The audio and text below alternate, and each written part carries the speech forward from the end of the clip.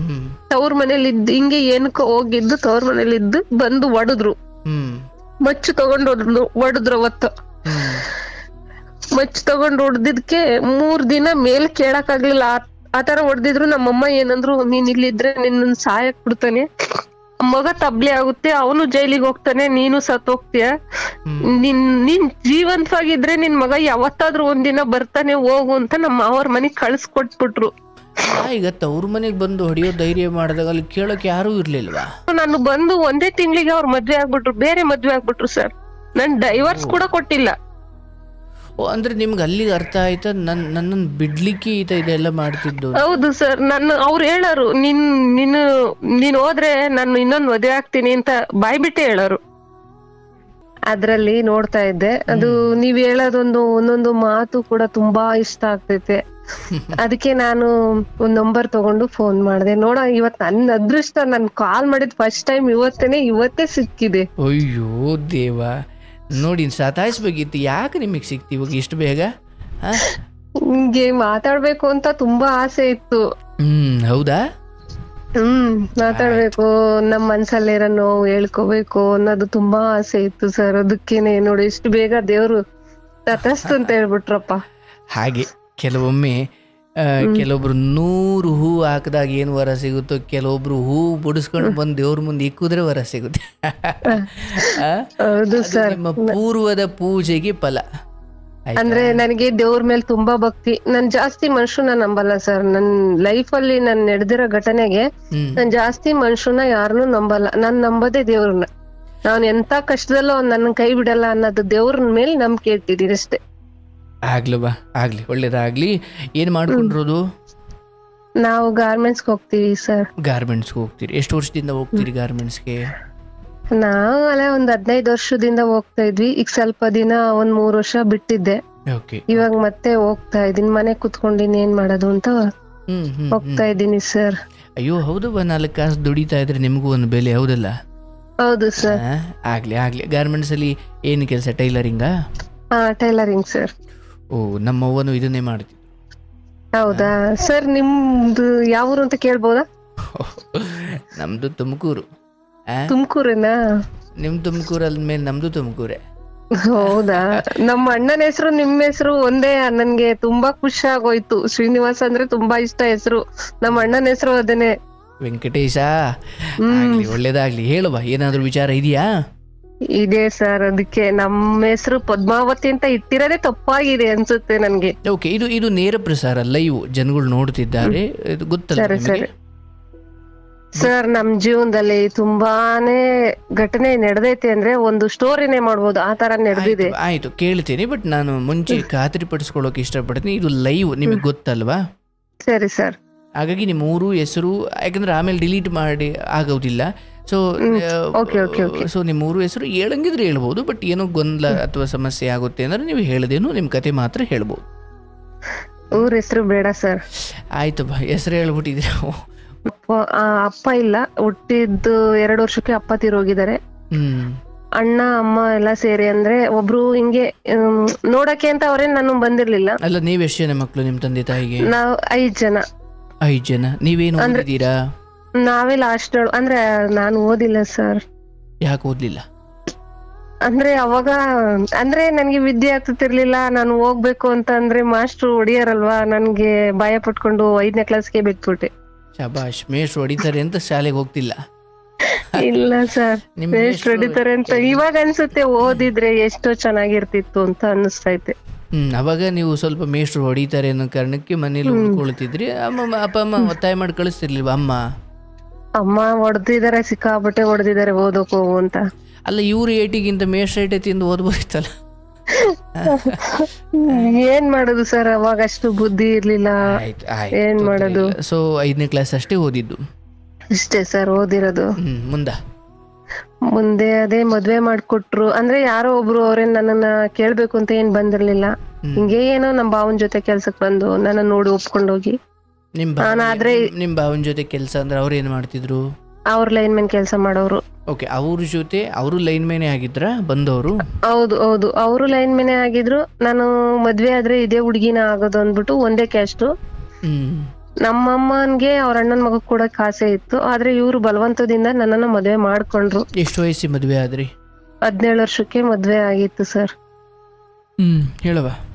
17 ವರ್ಷಕ್ಕೆ ಮದ್ವೆ ಆಯ್ತು, 2 ಮಕ್ಳಾದ್ವಿ. 20 ವರ್ಷಕ್ಕೆ 2 ಮಕ್ಳಾಗೋದ್ವು. 20 ವರ್ಷಕ್ಕೆ?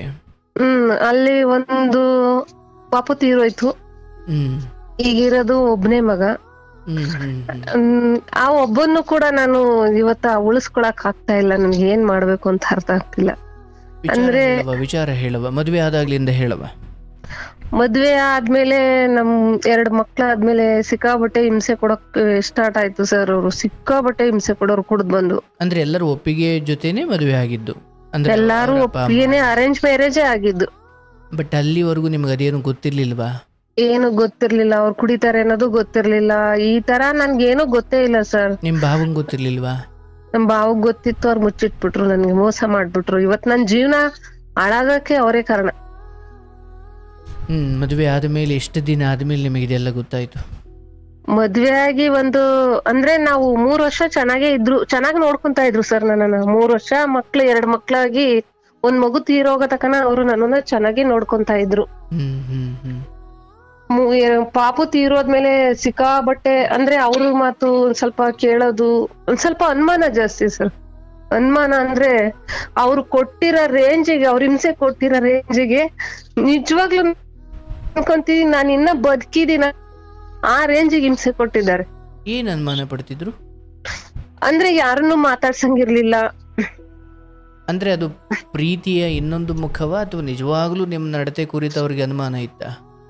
ಅದು ನಾನ್ ಯಾವತ್ತೂ ನಾನು ಆತರ ತಪ್ಪು ಮಾಡ್ಲಿಲ್ಲ ಸರ್. ಯಾಕೆ ಅಂದ್ರೆ ಅವರು ಮುಂಚೆಗೆ ಸಿಕ್ಕಾಬಟ್ಟೆ, ಆಮೇಲೆ ಏನ್ ಸಿಗುತ್ತೋ ಅದ್ರಾಗೆ ಹೊಡಿಯೋದು. ಎಷ್ಟ ಸರ್ ಇದು ಚೂರಿ ಇರುತ್ತಲ್ಲ ಸರ್, ಚಾಕು, ಆ ಚಾಕ್ ತಗೊಂಡು ಒಲೆಕಿಟ್ಟು ಕೈಯೆಲ್ಲ ಸುಟ್ಟಿದ್ದಾರೆ, ಮೈಯೆಲ್ಲ ಸುಟ್ಟಿದ್ದಾರೆ. ಆದ್ರೂ ಬಿಟ್ಟು ಹೋಗ್ಬಾರ್ದು. ತವ್ರ ಮನೆಗ್ ಹೋದ್ರೆ ಕೆಟ್ಟ ಹೆಸರು ನಮ್ಮ ಅಣ್ಣಾರ್ಗೆ. ನೋಡು ಗಂಡ್ ಮಕ್ಳು ಇದ್ದುನು ನಾವು ಅವ್ರ ತಲೆಗಿಸ್ದಂಗಾಗುತ್ತೆ ನಾವ್ ಹೋದ್ರೆ. ನಿಮ್ಮ ಅತ್ತೆ ಮಾವ ಇರ್ಲಿಲ್ವಾ ಮನೇಲಿ? ಅತ್ತೆ ಇದ್ರು, ಮಾವ ಇರ್ಲಿಲ್ಲ. ಅವ್ರೇನು ಕೇಳ್ತಿರ್ಲಿಲ್ವಾ? ಕೇಳಾರ ಅವರು. ಯಾವ್ದು ಕಂಡಾರ ಹೆಣ್ಮಕ್ಳು ಪಾಪ. ಅವ್ರಿಗೂ 2 ಹೆಣ್ಮಕ್ಳು, ನಮ್ಮ ಮಕ್ಳಿದ್ದಂಗೆ ಅಲ್ವಾ. ಯಾಕೆ ಈ ತರ ಹಿಂಸೆ ಕೊಡ್ದಿ ಅಂತ ನಮ್ಮ ಎಷ್ಟೋ ಸಾರಿ ಪೊಲೀಸ್ ಸ್ಟೇಷನ್ ಕಂಪ್ಲೇಂಟ್ ಎಲ್ಲ ಕೊಟ್ಟು ನ್ಯಾಯ ತೀರ್ಮಾನ ಮಾಡಿ ಅವ್ರು ಏನ್ ಹೇಳಿದ್ರು ಒಪ್ತಿರ್ಲಿಲ್ಲ. ಏನೋ ಒಂಥರ ಸೈಕೋ ತರ ಆಗ್ಬಿಟ್ಟಿದ್ರು ಸರ್. ಅಲ್ವಾ, ಚೆನ್ನಾಗಿ ಇದ್ದವ್ರು ಇದ್ದಕ್ಕಿದ್ದಂಗೆ ಹಂಗಾಗ್ಲಿಕ್ಕೆ ಕಾರಣ ಏನು? ಅಂದ್ರೆ ಕುಡಿತಾನೇನಾ ಅಥವಾ ನಿಮ್ಮ ಕುಡಿಯರು ಅಂದ್ರೆ ನನ್ನ ನಡತೆಯಲ್ಲಿ ಅವ್ರಿಗೇನು ತಪ್ಪು ಕಾಣ್ಲಿಲ್ಲ ಸರ್. ನಾನ್ ತಿಳ್ಕೊಂಡಿರೋ ಮಟ್ಟಿಗೆ ನಾನು ಆತರ ತಪ್ಪು ಮಾಡ್ಲಿಲ್ಲ. ಆದ್ರೆ ಜನಗಳು ಅಂದ್ರೆ ನೀವು ನೋಡೋದ್ ಸ್ವಲ್ಪ ಚೆನ್ನಾಗಿದ್ದಾಳೆ, ಒಟ್ಟು ಏನೋ ಒಂದ್ ಸಂಸಾರ ಹಾಳು ಮಾಡ್ಬೇಕು ಅನ್ನೋದು ಜನ ಹೇಳ್ಕೊಟ್ರು. ಆದ್ರೆ ಇವ್ರ ಅರ್ಥ ಮಾಡ್ಕೊಳ್ಳಿಲ್ಲ. ಅದು ಒಂದು ನನ್ಗೇನ್ ನೋವು ಇವಾಗ ಅಂದ್ರೆ, ನನ್ ಮಗ ಒಬ್ನೇ ಇರೋದು. 1 ವರ್ಷದ ಮಗಿನಿಂದಲೂ ಒಂದಿನಕ್ಕೂ ನನ್ನ ಹತ್ರ ಅಮ್ಮನ್ ಪ್ರೀತಿ ಕಾಣಕ್ಕೆ ಬಿಡ್ಲೇ ಇಲ್ಲ ಸರ್ ಅವರು. ಅಂದ್ರೆ ಹೇಗೆ? ಹೊಡಿಯೋದು, ಮಗ ಕಿತ್ಕೊಂಡು ಹೋಗೋದು, ಹೊಡಿಯೋದು, ಮಗ ಕಿತ್ಕೊಂಡು ಹೋಗೋದು. ಅಲ್ಲ, ಬೆಳೆಸಿದ್ ನೀವೇ ಅಲ್ವಾ? ನಿಮ್ಮ ಮಗು ಅಲ್ವೇ? ಬೆಳೆಸಿದ್ ನಾನೇ. ಆದ್ರೆ ಸಿಕ್ಕಾಪಟ್ಟೆ ಹೊಡ್ದ್ಬಿಟ್ಟು ಮಗುನ ಕಿತ್ಕೊಂಡು ಹೋಗೋದು, ಅವ್ರ ಅಮ್ಮನ ಹತ್ರ ಬಿಟ್ಬಿಡೋದು ಕರ್ಕೊಂಡೋಗಿ. 1 ವರ್ಷದ ಮಗಿನಿಂದಲೂ ಅದು ನನ್ನ ಹತ್ರ ಸೇರಕ್ಕೆ ಬಿಡ್ಲಿಲ್ಲ. ಅದೇನ್ ಮಾಡ್ಬೇಕು ಅಂತ ಗೊತ್ತಾಗ್ಲಿಲ್ಲ. ಆಮೇಲೆ ಅವ್ರು ಕೂಡ ಹಿಂಸೆ ತಡಿಲಾರ್ದಲೆ ನಮ್ಮ ಅಮ್ಮನೇ ನೀನ್ ಹೋಗ್ಬಿಡು, ಇಲ್ಲಿದ್ರೆ ಅವ್ನು ನಿನ್ನ ಸಾಯಕ್ ಬಿಡ್ತಾನೆ. ಎಷ್ಟೋ ಸಾರಿ ಕಂಪ್ಲೇಂಟ್ ಎಲ್ಲ ಕೊಟ್ಟು ನ್ಯಾಯ ತೀರ್ಮಾನ ಮಾಡಿದ್ರು ಅದು ಸರಿ ಹೋಗ್ಲಿಲ್ಲ ಸಂಸಾರ. ನಮ್ಮಮ್ಮ ನೀನ್ ಇಲ್ಲಿದ್ರೆ ನಿನ್ನ ಸಾಯಕ್. ಅವ್ರು 1-2 ತಿಂಗಳು ತವ್ರ ಮನೆಗೆ ಹೋಗಿರೋದಕ್ಕೆ ಅವ್ರ ಮಕ್ಕ ಹತ್ತ ಇವ್ರ ಮಕ್ಕ ನನ್ಗೆ ಯಾಕ ಇಡಿಸ್ಲಿಲ್ಲ ಸರ್. ಹೆಣ್ಮಕ್ಳು ಹೋಗಿದ್ರಿ ಕೂಡ? ನಮ್ಮ ಅಣ್ಣ ಕರ್ಕೊಂಡ್ ಹೋಗಿದ್ದ 1 ಸರಿ ಕರ್ಕೊಂಡ್ ಹೋದ, ಬಾ ನಾವ್ ಸಾಕ್ತಿವಿ ಅಂತ. ಆದ್ರೆ ನನ್ಗೆ ಅಲ್ಲಿ ಇರಕ್ ಆಗ್ಲಿಲ್ಲ. ಯಾಕೆ ಅಂದ್ರೆ ಹೆಣ್ಣು ಕೆಟ್ಟ ತವ್ರಿಗೆ ಯಾವತ್ತೂ ಹೋಗ್ಬಾರ್ದು, ಬೆಲೆ ಇರಲ್ಲ ಅನ್ನಿಸ್ಬಿಡ್ತು. ತಾಯಿನೇ ಮಾತಾಡ್ಸದ್ ಬಿಟ್ಬಿಟ್ಲು. ಮಗು ಕರ್ಕೊಂಡೇ ಹೋಗಿದ್ದ? ಒಬ್ರೇ ಹೋಗಿದ್ದ? ಮಗುನ ಕರ್ಕೊಂಡ್ ಬಂದಿದ್ರು ಕೂಡ ಅವ್ರು ಮತ್ತೆ ಕರ್ಕೊಂಡ್ ಹೋದ್ರು. ಅವ್ರು ಅಂದ್ರೆ ಸರ್ ನನಗ್ ಸಪೋರ್ಟ್ ಇಲ್ಲ. ಯಾಕೆ ಅಂದ್ರೆ ಈಗ ಅಟ್ಲೀಸ್ಟ್ ಅವ್ರು ಕೇಳಿದ್ರು ಸ್ಟೇಷನ್ ಅಲ್ಲಿ, ಗಂಡನ್ ಜೊತೆ ಹೋಗ್ತೀಯಾ ಅಣ್ಣಾರ್ ಜೊತೆ ಹೋಗ್ತೀಯಾ ಡೈವರ್ಸ್ ಕೊಡಿಸ್ಬೇಕಂತ ಕೇಳಿದ್ರು. ನಾನೇನ್ ತಿಳ್ಕೊಂಡೆ, ಇವತ್ ನಾನು ಹೋಗೋದ್ ಸುಲಭ, ಆದ್ರೆ ನಾಳೆ ದಿನ ನನ್ನ ಪ್ರಪಂಚ ಯಾವ ರೀತಿ ನೋಡುತ್ತೆ, ನನ್ ಇವ್ರನ್ನ ಬಿಟ್ಟು ಹೋದ್ರೆ ನನ್ನ ಅಣ್ಣಂಗೆ ಕೆಟ್ಟ ಹೆಸರು ಬರುತ್ತಲ್ವಾ ಅನ್ನೋದೊಂದು ಉದಾಹರಣೆ, ಅದೆಲ್ಲ ಸಹಿಸ್ಕೊಂಡೆ. ಅವ್ರ ಎಷ್ಟೆಲ್ಲಾ ಕಷ್ಟ ಕೊಟ್ರು ಸಹಿಸ್ಕೊಂಡ್ರು, ಕೊನೆಗೂ ನಾನು ಅವ್ರ ಹತ್ರ ಇರಕ್ಕಾಗ್ಲಿಲ್ಲ. ಸಿಕ್ಕಾಪಟ್ಟೆ ಹಿಂಸೆ ಕೊಡೋರು. ನಿಮ್ಮ ಅಣ್ಣ ಅಥವಾ ತವ್ರ ಮನೆಗ್ ಬಂದು ಒಂದ್ 2 ತಿಂಗಳಿದ್ರಿ? ಇದ್ದೆ ಸರ್. ಯಾಕೋ ಇವ್ರ ವರ್ತನೆ ಕೂಡ ಅಷ್ಟು ಸರಿ ಅನ್ಸ್ಲಿಲ್ಲ, ಹಾಗಾಗಿ ನೀವು ಮತ್ತೆ ಗಂಡನ ಮನೆಗೆ ಬಂದ್ರ? ಮತ್ತೆ ನನ್ನ ಗಂಡನ ಮನೆಗೆ ಬಂದೆ. ಬದಲಾವಣೆ ಏನಾಗಿರ್ಲಿಲ್ಲ ಗಂಡ? ಇಲ್ಲ ಸರ್, ಅವ್ರು ಬದ್ಲಾಗಿರ್ಲಿಲ್ಲ. ಅಲ್ಲಿ ತವ್ರ ಮನೆಗಿದ್ರೆ ಬಂದ್ ಅಲ್ಲೂ ಹಿಡ್ಕೊಂಡ್ ಹೊಡಿಯೋದು, ಅಲ್ಲೂ ಹಿಡ್ಕೊಂಡ್ ಹೊಡಿಯೋದು, ಬಂದ್ ಇಲ್ಲೂ ಹಿಡ್ಕೊಂಡ್, ಎಲ್ಲೂನು ನನಗ್ ನೆಮ್ಮದಿನೇ ಇರ್ಲಿಲ್ಲ. ಅಲ್ಲ, ನನ್ಗೆ ಕಾಡ್ತಿರೋ ಪ್ರಶ್ನೆ, ಸುಮ್ನೆ ಯಾಕೆ ಹೊಡಿತಾರೆ ಅಂತ ಗೊತ್ತಿಲ್ಲ ಸರ್. ಏನಕ್ಕೆ ಅವ್ರು ನಮ್ಮ ಮನೆಯವ್ರು ಒಂದೇ ಮಾತು ಹೇಳಿದ್ದು, ನಮ್ಮ ಅಣ್ಣಾರು, ನಮ್ಮ ಅಮ್ಮ ಅಣ್ಣಾರು ಒಂದೇ ಮಾತು ಹೇಳಿದ್ದು, ನೋಡು ನಾವ್ ಆತರ ನಮ್ ಮಗಳನ್ ಬೆಳ್ಸಿಲ್ಲ, ನಿನಗ ಆತರ ಕಂಡು ಬಂತ, ನಿನ್ ಕಣ್ಣಿಗ್ ಕಾಣ್ತಾ ಆತರ ಅವಳು ಮಾಡಿರೋದು, ಅವತ್ತೇ ಕತ್ರ ಸಾಕು, ಆದ್ರೆ ನಾವ್ ಕೇಳಲ್ಲ, ಯಾಕೆಂದ್ರೆ ನಿನಗ್ ಬೇಕಿಲ್ದವಳು ನಮ್ಗೂ ಬೇಕಿಲ್ಲ ಅಂತ ಹೇಳಿದ್ರು. ಆದ್ರೆ ಅವ್ರ ತಲೆ ಒಳಗ್ ಏನಿತ್ತು ಅಂತ ಗೊತ್ತಿಲ್ಲ ಸರ್, ಯಾಕಂಗಾದ್ರು ಅಂತಲೂ ನನಗ್ ಗೊತ್ತಿಲ್ಲ. ಸಿಕ್ಕಾಬಟ್ಟೆ ಹಿಂಸೆ ಕೊಡೋದು, ಹೊಡಿಯೋದು. ಅವ್ರು ಬರ್ತಾವ್ರೆ, ಸಂಜೆ ಆಯ್ತು ಮನೆಗ್ ಬರ್ತಾವ್ರೆ ಅಂದ್ರೇನೆ ನನ್ಗೆ ಇಲ್ಲಿ ಅಲ್ಲೇ ಕೈ ಕಾಲೆಲ್ಲ ನಡ್ಗವು, ಹೊಡಿತಾರೆ ಅಂತ ಅಷ್ಟು ಭಯ ಹುಟ್ಟಿಸ್ಬಿಟ್ಟಿದ್ರು. ಸತ್ರೆ ಅವ್ರ ಕೈಯಿಂದಲೇ ಸತ್ ಬಿಡ್ಲಿ, ತಾಳಿ ಕಟ್ಟವ್ರೆ ಅವರೇ ಸಾಯಕ್ ಬಿಡ್ಲಿ ಅಂತ ನಿರ್ಧಾರ ಮಾಡ್ಕೊಂಡ್ ಇದ್ಬಿಟ್ಟಿದೆ. ಅಂದ್ರೆ ಹೀಗೆ ನಿಮ್ ಕುರಿತು ಏನೋ ಸಂಶಯ ಇದ್ದಿದ್ರಿಂದ ಕುಡಿಯೋಕ್ ಶುರು ಮಾಡಿದ್ದ, ಅಥವಾ ಕುಡ್ಕೊಂಡ್ ಬರ್ತಿದ್ರಿಂದ ಇಂಥ ಸಂಶಯಗಳು ಬರ್ತಿದ್ದ ಅವ್ರಿಗೆ? ಅವ್ರು ಮುಂಚೆನೆ ಕುಡಿಯರಂತೆ ಸರ್, ನನಗ್ ಗೊತ್ತಿರ್ಲಿಲ್ಲ. ನಿಮ್ಮ ಜೊತೆ ಮದುವೆ ಆದ್ಮೇಲೆ ಅಂತ ಏನಲ್ಲ, ಅದು ಮುಂಚೆಯಿಂದ ಇತ್ತು ಅಂತ? ಮುಂಚೆಯಿಂದ ಕುಡಿಯೋರು ಅಂತೆ. ಸೊ ಪ್ರತಿ ಸಂಜೆ ಬಂದು ನಿಮ್ಗೆ ಅಂತದ್ದೇನು ಹೊಡಿತಾರೇನೋ ಭಯ ನಿಮ್ಗೆ ಇದ್ದೇ ಇರ್ತಿತ್ತ? ಹೌದು ಸರ್, ಅದ್ರಲ್ಲೂ ಅವ್ರು ಕೊಟ್ಟಿರೋ ಹಿಂಸೆ ನಾನು ಹೇಳಕ್ ಆಗಲ್ಲ ಬಿಡಿ, ಲೈವ್ ಆಗಿದೆ. ಆ ರೇಂಜಿಗೆ ಎಲ್ಲ ಹಿಂಸೆ ಕೊಟ್ರೆ ನಾನು ಇನ್ನ ಬದುಕಿದೀನಿ ಅನ್ನೋದೇ ನನಗ್ ಗ್ರೇಟು. ಆಮೇಲೆ ನನ್ ಶತ್ರುಗೂ ಬೇಡ ಅವ್ರು ಕೂಡ ಹಿಂಸೆ, ಯಮಲೋಕದಲ್ಲಿ ಅನ್ಭವಿಸಿ ಹಿಂಸೆ ಇಲ್ಲಿ ಅನ್ಭವಿಸಿದೀನಿ, ನನ್ ಶತ್ರುಗಳಿಗೂ ಬೇಡ ಆ ಹಿಂಸೆ. ಮದ್ವೆ ಅಂದ್ರೇನೆ ಅಷ್ಟು ಭಯ ಬೀಳ್ತಿದ್ದೆ, ಆ ರೇಂಜಿಗೆ ನನ್ಗೆ ಎದುರಿಸ್ಬಿಟ್ಟಿದ್ರು. ಮದುವೆ ಅಂದ್ರೆ ಭಯ ಬೀಳ್ತಿದೆ ಅಂದ್ರೆ ಮದುವೆ ಆಗಿತ್ತಲ್ಲ ಅಷ್ಟೊತ್ತಿಗಾಲೆ? ಮದ್ವೆ ಆದ್ಮೇಲೂ ಕೂಡ ಯಾರಾದ್ರೂ ಮದ್ವೆ ಆಗ್ತಾವ್ರೆ ಅಂದ್ರೆ ಭಯ ಆಗೋದು ನನ್ಗೆ, ಯಾಕಾದ್ರೂ ಅವ್ರ ಜೀವನ ಹಾಳು ಮಾಡ್ಕೊಳಕ್ ಮದ್ವೆ ಆಗ್ತಾರಪ್ಪ ಅನ್ಸೋದು. ಓಕೆ, ನಿಮ್ಮ ಅನುಭವದ ಆಧಾರದ ಮೇಲೆ ಅವರು ಕೂಡ ಏನೋ ಅನುಭವಿಸ್ತಾರೆ ಏನೋ ಅನ್ನೋ ಭಯ ನನ್ನಲ್ಲಿ ಮೈಂಡ್ ಅಲ್ಲಿ ಉಳ್ಕೊಂಡ್ಬಿಡ್ತು. ಆದ್ರೆ ಈ ಧೈರ್ಯ ಅವಾಗ ಇದ್ದಿದ್ರೆ ನಾನ್ ಬರ್ತಿರ್ಲಿಲ್ಲ ಸರ್, ಏನೋ ಒಂದ್ ಮಾಡ್ಕೊಂಡು ನನ್ ಜೀವನ ಸರಿ ಮಾಡ್ಕೊಂಡಿದ್ ಬರ್ತಿದ್ದೆ. ಮಗು ಮುಂದೆ ಹೊಡಿತಾ ಇದ್ರ? ಹೌದು ಸರ್, ಮಗು ಮುಂದೆನೆ ಹೊಡಿಯೋರು. ಆ ಮಗು ಎದ್ರಕೊಂಡು ಹೋಗಿ ಯಾವ್ದಾದ್ರು ಒಂದ್ ಮೂಲೆಗಿರೋದು. ಆ ರೇಂಜಿಗೆ ಹಿಂಸೆ ಕೊಡೋರು. ಅಲ್ಲಿಂದ ನಮ್ಮಮ್ಮ ಕಳ್ಸ್ಬಿಟ್ರು, ಹೋಗು ನೀನು. ನಮ್ಮ ಅವರ್ಸ್ ಹಾಕಿದ್ರು ನಮ್ಮಮ್ಮರಣ್ಣ. ಅಮ್ಮ ಅಂದ್ರೆ ನಿಮ್ಮ ಅತ್ತೆ ಬಗ್ಗೆ ಹೇಳ್ತಿರೋದಾ? ಅಲ್ಲ, ನಮ್ಮ ತಾಯಿ ಎತ್ತಮ್ಮ.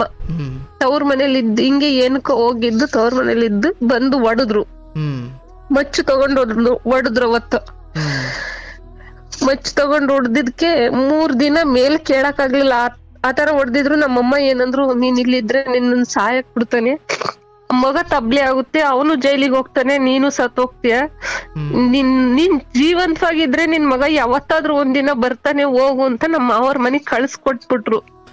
ಈಗ ತವ್ರ ಮನೆಗ್ ಬಂದು ಹೊಡಿಯೋ ಧೈರ್ಯ ಮಾಡಿದಾಗ ಅಲ್ಲಿ ಕೇಳಕ್ ಯಾರು ಇರ್ಲಿಲ್ವಾ?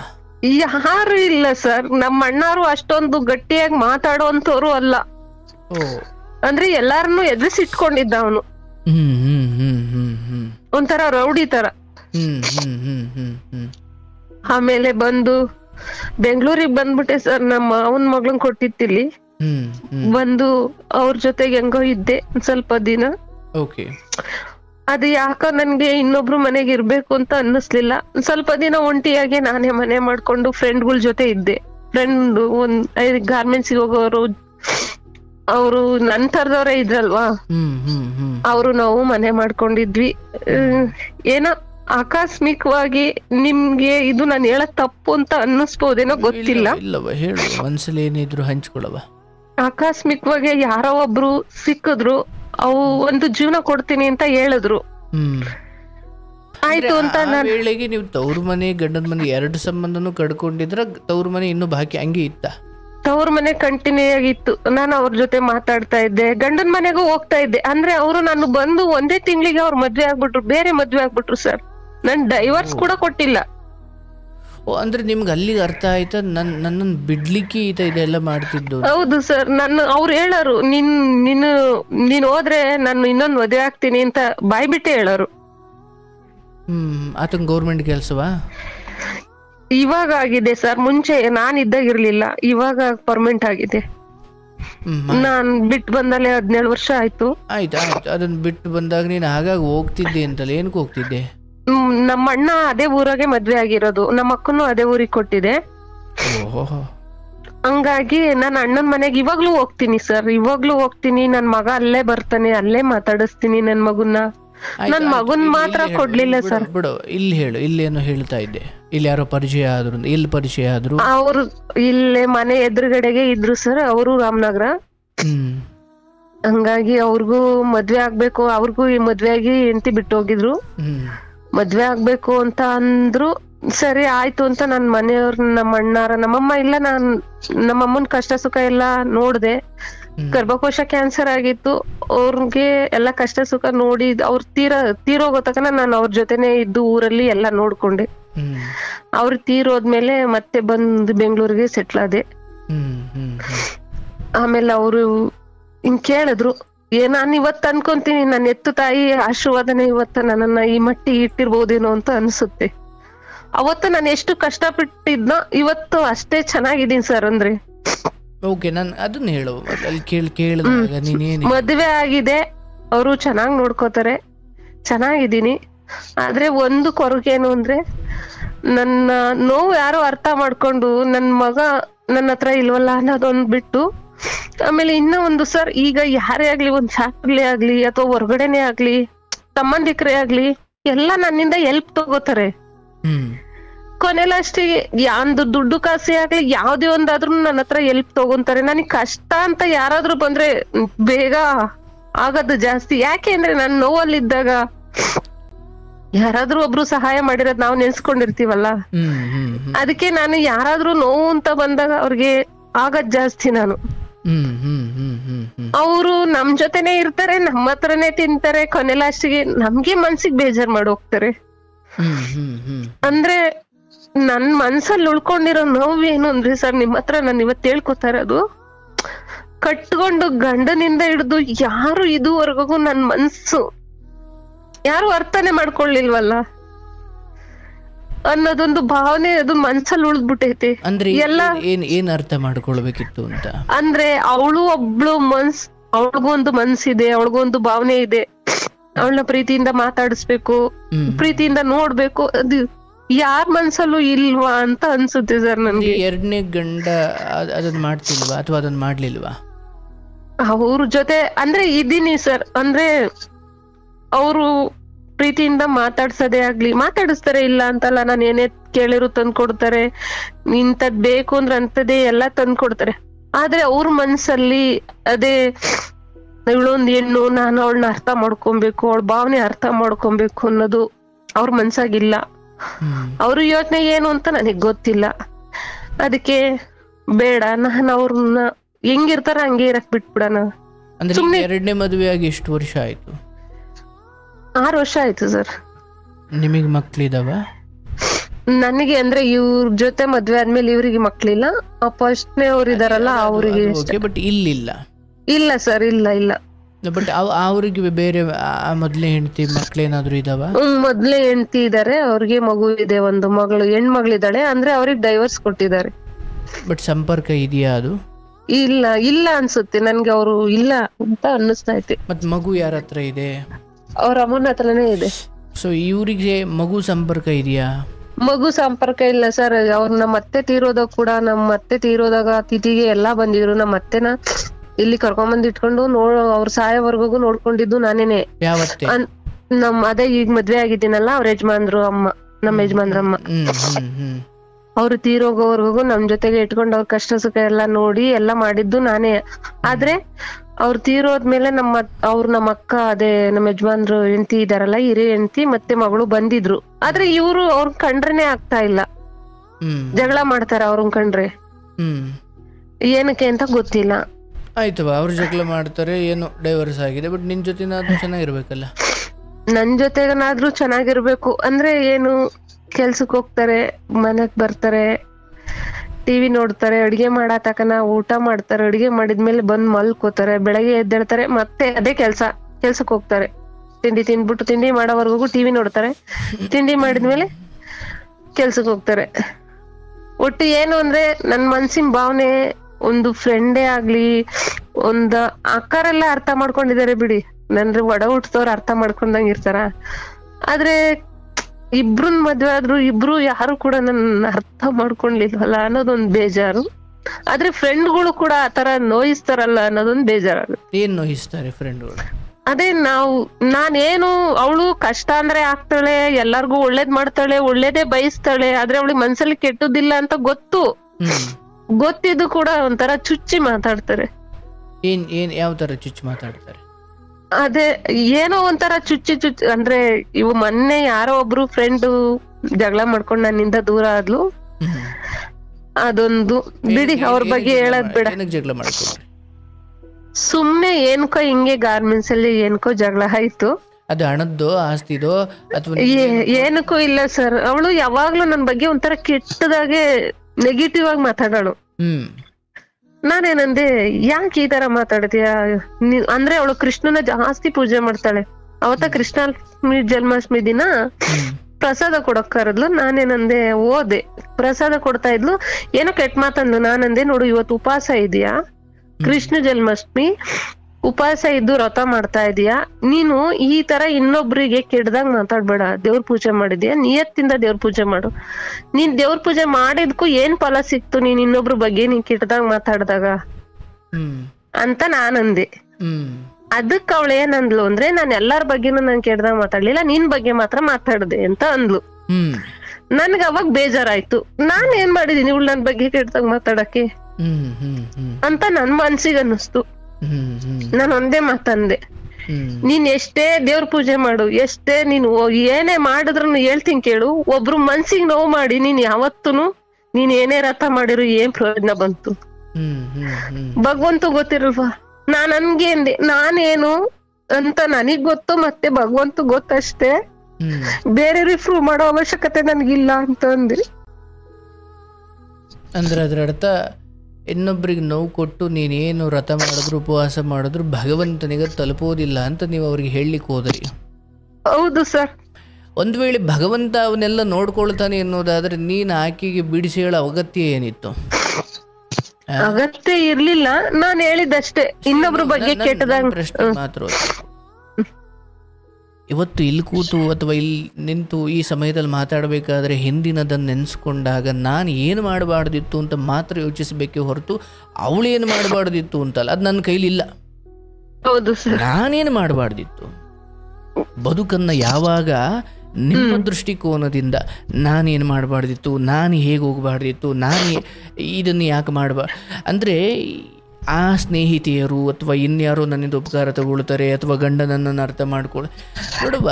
ನನ್ನ ಪ್ರಕಾರ ಇವತ್ತು ಒಂದು ಸಂಬಂಧ ಕಿತ್ತು ಹೋದ ಮೇಲೆ, ಒಂದು ಡೈವರ್ಸ್ ಆದ ಮೇಲೆ, ಒಂದು ಸಂಬಂಧ ಮುಗಿದಾದ ಮೇಲೆ ಒಂದು ಹೆಣ್ಣುಮಗಳಿಗೆ ಒಂದು ಗಂಡನ ಆಸರೆ ಸಿಗೋದೆ, ಇಂಥ ಗೌರವಾನ್ವಿತವಾಗಿ ಬಂದು ಅಟ್ಲೀಸ್ಟ್ ಮನೇಲಿ ಕೂತು ನಿಂತು ಮಲಗಿ ಬೆಳಿಗ್ಗೆ ಎದ್ದು ಅವ್ನ ಕೆಲ್ಸಕ್ಕೆ ಹೋಗಿ ಆತನ ಪಾಡಿಗೆ ಅವನಿರೋ ಸಂಬಂಧ ಸಿಗೋದು ದುರ್ಲಭ ಆಗಿರೋ ಕಾಲ ಇದು.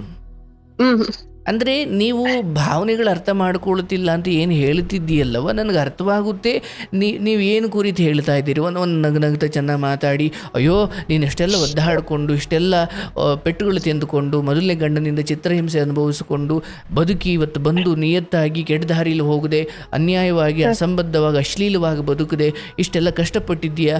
ನಿನ್ನಂಥವ್ರನ್ನ ಕಂಡಾಗ ನಮಗೆ ಬಹಳ ಖುಷಿ ಆಗುತ್ತೆ. ಅಟ್ಲೀಸ್ಟ್ ನಿನ್ನ ಶ್ರಮ, ನಿನ್ನ ತ್ಯಾಗ ಅಥವಾ ನಿನ್ನ ಕಣ್ಣೀರಿನ ಕಥೆಯ ಕುರಿತು ಒಂದು ಚಿಕ್ಕ ಅನುಕಂಪ ವ್ಯಕ್ತಪಡಿಸೋರು ಇಲ್ವಲ್ಲ ಅನ್ನೋದಷ್ಟೇ ನಿನ್ನ ದುಃಖ, ಹೌದಲ್ಲವಾ? ಹೌದು ಸರ್. ಅದನ್ನೇ ನೀನು ಕೇಳ್ತಿರೋದು. ನನ್ನ ಭಾವನೆ ಯಾರೂ ಅರ್ಥ ಮಾಡ್ಕೊಳ್ತಿಲ್ಲ. ಯಾಕಂದ್ರೆ ಎಲ್ಲರ ಒಳಗೂ ಭಾವನೆ ಇದೆ. ಎಲ್ಲರೂ ಅಂದ್ಕೊಳ್ತಿದ್ದಾರೆ ನನ್ನನ್ನು ಯಾರು ಅರ್ಥ ಮಾಡ್ಕೊಳ್ಳಿ, ನನ್ನನ್ನು ಯಾರು ಅರ್ಥ ಮಾಡ್ಕೊಳ್ಳಿ ಅಂತ.